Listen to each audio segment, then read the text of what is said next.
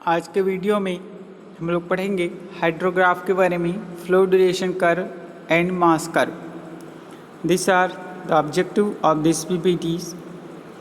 तो फर्स्ट हम लोग पढ़ लेते हैं हाइड्रोलॉजी क्या होता है। Hydrology deals with occurrence and distribution of the water over and under of the earth surface. तो जैसे कि आपने देखा है कि सामान्यतः जो वर्षा होती है, ठीक है, तो वो जो वर्षा होती है वो बहते बहते कहाँ तक जाता है, नदी तक जाता है, ठीक है, या फिर कुछ जो जहाँ पे स्टोरेज रिजर्वायर्स होते हैं वहाँ तक जाता है। उसमें से कुछ जो वाटर होता है वो इवेपोरेट हो जाता है, ठीक है। जैसे हम लोग एक स्टोरेज की बात करते हैं, जैसे एक रिजर्वायर है, उसमें से क्या होगा, कुछ जो वाटर्स है, जो रेन का जो वाटर है वो तो कुछ जो है मिट्टी एब्जॉर्ब कर लेती है ग्राउंड वाटर को मेंटेन करने के लिए, कुछ जो है वाटर जो है नीचे सोख लेता है ना। कुछ जो है कहीं पे जो पॉन्डेज होते हैं, छोटे छोटे जो गड्ढे होते हैं, वहाँ पे वाटर जो है सिमट जाता है। कुछ वाटर जो है मेन स्ट्रीम से होते हुए, मेन नदी से होते हुए उस स्टोरेज रिजर्वायर तक आता है। अब वहाँ पर स्टोरेज जो रिजर्वायर होता है वहाँ पर भी कुछ वो जो वाटर होते हैं वो सन के हीट के कारण से क्या हो जाता है, इवेपोरेट हो जाता है। तो फाइनली जो है उसका जो कैलकुलेशन है कि वास्तविक में डिस्चार्ज वाटर जो है वो कितना होगा उस पर्टिकुलर रिजर्वायर से, तो वो सब का जो रिप्रेजेंटेशन है वो हम लोग को मिलता है हाइड्रोलॉजी से। तो hydrology deals with the occurrence and distribution of the water over and under the earth surface. तो ओवरऑल जो है इस अर्थ सरफेस पे जितना ही वाटर का डिस्ट्रीब्यूशन होगा उसका बारे में जो कैलकुलेशन है, उसका जो जानकारी है वो अपने को किससे मिलेगा, हाइड्रोलॉजी से मिलेगा, ठीक है। One of the major phase of the hydrological cycle precipitations हैं। Water from the rain, snow, hails, dew and forest is collected by the rivers. ये आपका हाइड्रोलॉजिकल साइकिल्स है ना। तो जनरली आप देखेंगे सामान्यतः जो वर्षा का वाटर है वो हम लोग उसको रिजर्वायर में स्टोर करते हैं, फिर वहाँ से इवेपोरेट हो जाता है ये, है ना। यहाँ से आप देख सकते हैं, यहाँ से इवेपोरेट होके वापस कहाँ चला जाएगा, जी बादल में, फिर यहाँ से वर्षा होगा। तो इस तरीके से जो साइकिल है वो चलते रहता है, ठीक है। तो ये जो साइकिल है वह कहलाता है हाइड्रोलॉजिकल साइकिल, ठीक है। अब जो हाइड्रोलॉजिकल साइकिल है इसके मुख्य पार्ट क्या है, evaporation. The water in the reverse evaporates by the solar heating. Solar heating के द्वारा क्या होगा, रिवर का जो वाटर है वो इवेपोरेट हो जाता है। Therefore the net quantity of water decreases. तो उस रिजर्वायर में जो जितना क्वांटिटीज ऑफ वाटर था नेट, वो क्या हो जाएगा, डिक्रीज हो जाएगा, है ना। तो वो कहलाता है इवेपोरेशन। उसके बाद है रन ऑफ। रन ऑफ कैसे निकालेंगे, the part of precipitations is available as stream, ठीक है। तो मुख्य रूप से जो है आपका जो रन ऑफ है वो निकालते हैं। अपने पास दो स्ट्रीम होता है, एक जो है आपका सब स्ट्रीम जिसको बोलते हैं, मीन्स छोटे छोटे नदी के द्वारा जो बह बह के पानी आता है उसको सब स्ट्रीम बोलेंगे। और जो मेन स्ट्रीम है मान लेते हैं पर मुख्य जो नदी है ना उसको बोलते हैं मेन स्ट्रीम, ठीक है। तो parts of the precipitations is available as a stream. तो रन ऑफ जो है हम लोग कैसे निकालते हैं, total precipitation minus total evaporation, कि टोटल अपने पास कितना वाटर आया है ना उस कैचमेंट एरिया पे, उसमें से जो टोटल इवेपोरेशन जो है उसको हम लोग क्या कर देते हैं, घटा देते हैं, ठीक है। तो इससे आपका क्या निकल जाएगा, रन ऑफ निकल जाएगा, ठीक है। Factors affecting the run of. ये जो आपका रन ऑफ है इसको कौन कौन से फैक्टर्स डिपेंड करता है, ये अफेक्ट करता है, इसको देखेंगे। तो फर्स्ट है रेनफॉल, कि वर्षा जो जल होता है वो डिपेंड करता है। Geographical condition of areas, size and shape of catchment areas, nature of soil in catchment areas and weather condition in catchment areas, ठीक है। तो इस तरीके से ये मुख्य मुख्य जो फैक्टर्स हैं ये रन ऑफ को इफ़ेक्ट करते हैं। जियोग्राफिकल कंडीशन, उस एरिया का जो जियोग्राफिकल कंडीशन कैसा है, जैसे आपका अगर ज़्यादातर पेड़ पौधे वाले जो एरियाज होते हैं तो वहाँ जो है ज़्यादा वर्षा होती है, तो वो जियोग्राफिकल कंडीशन भी उसके ऊपर डिपेंड करता है कि वहाँ पे वाटर स्टोरेज कितना होगा। Size and shape of catchment area, कि वो किस साइज का है ना, उसका शेप कैसा है उस कैचमेंट एरिया का, है ना, रेतीला ज़मीन है कि जो चट्टान वाला एरियाज है, तो उसके ऊपर भी वो डिपेंड करता है जो स्टोरेज है वो, है ना। नेचर ऑफ सॉइल, जैसे आपका जो कुछ रेतीली मिट्टी वाला जो ज़मीन होता है वो बहुत ज़्यादा वाटर को एब्जॉर्ब कर लेता है, ठीक है, तो वहाँ पे भी ऑटोमेटिकली क्या हो जाएगा, आपका वाटर जो है वो स्टोर जो किए रहेंगे वो कम होने लगता है, ठीक है। तो ये उसके ऊपर भी डिपेंड करता है और वेदर कंडीशन के ऊपर डिपेंड करता है कि ज़्यादा मौसम जो है वो ज़्यादा बारिश होगा तो उस केस में जो वाटर डिस्चार्ज जो है वो ज़्यादा होगा, ठीक है। अब इसको हम लोग कैलकुलेट कैसे करेंगे, तो volume of the water available is equals to catchment area into annual rain falls into yield factor. तो इस तरीके से इसका कैलकुलेशन करते हैं। अब इसका डिस्चार्ज रेट आपको निकालना है तो उस केस में इसका ये फार्मूला होता है, discharge equals to volume of the water available divide by 365 into 24 into 60 into 60 metre cube per second. तो इस तरीके से हम लोग इसमें जो वाटर का डिस्चार्ज है उसको कैलकुलेट करते हैं। अब बेसिकली जो अपना मुख्य रूप से जो अपना जो टॉपिक है वो स्टार्ट हो रहा है हाइड्रोग्राफ।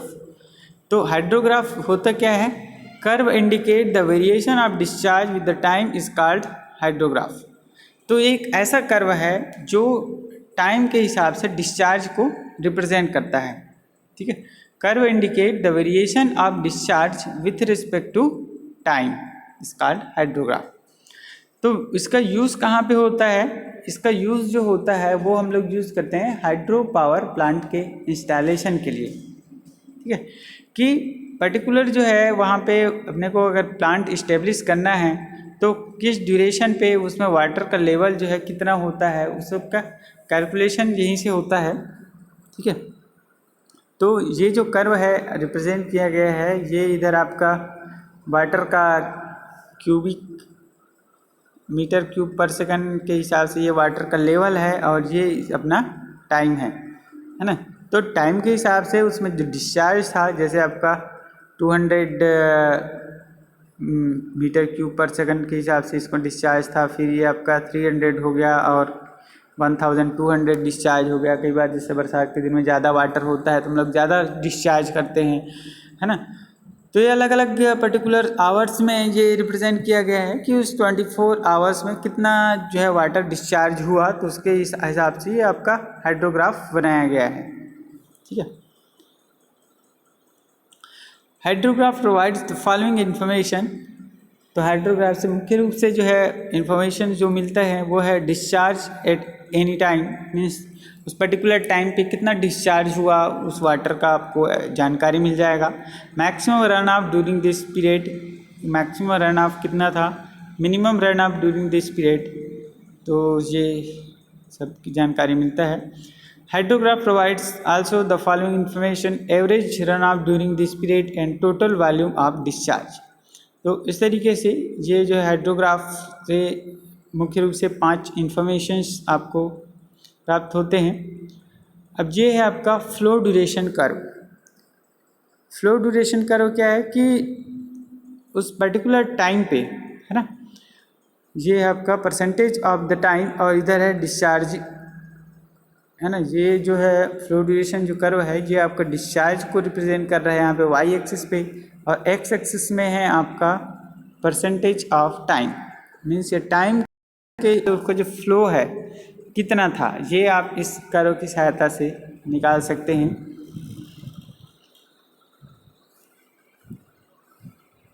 ठीक है, तो it is used to determine the availability of the water at a site.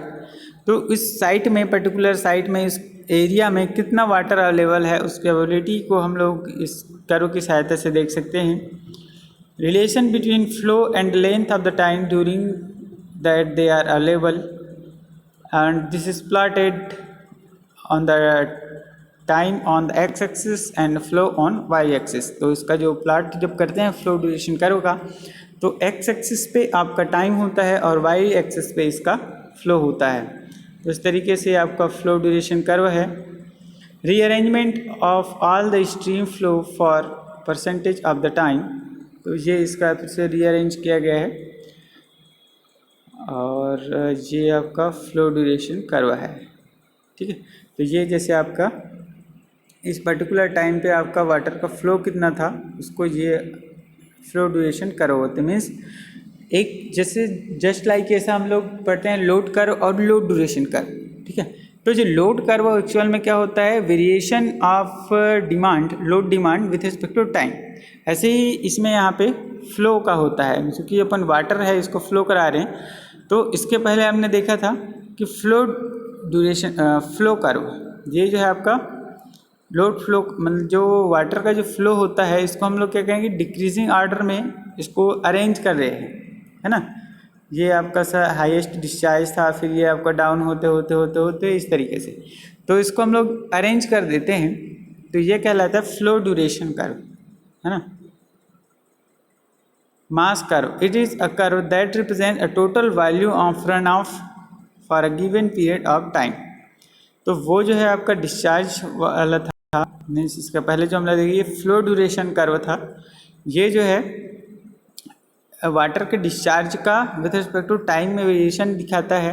और ये जो मास कर्व है ये रिप्रेजेंट करता है the total volume of run of for a given period of time, इसके बारे में ये रिप्रेजेंटेशन करता है। Curve is obtain from record of average monthly flow, ठीक है। तो ये आपका मास कर्व है जिसमें से एक्स एक्सिस पे accumulated run of time on x axis, जहाँ पे आपका जो टाइम है वो एक्स एक्सिस पे है और जो रन ऑफ है वो वाई एक्सिस पे होता है, इसको रिप्रेजेंट करता है, इसको बोलते हैं मास कर्व, ठीक है।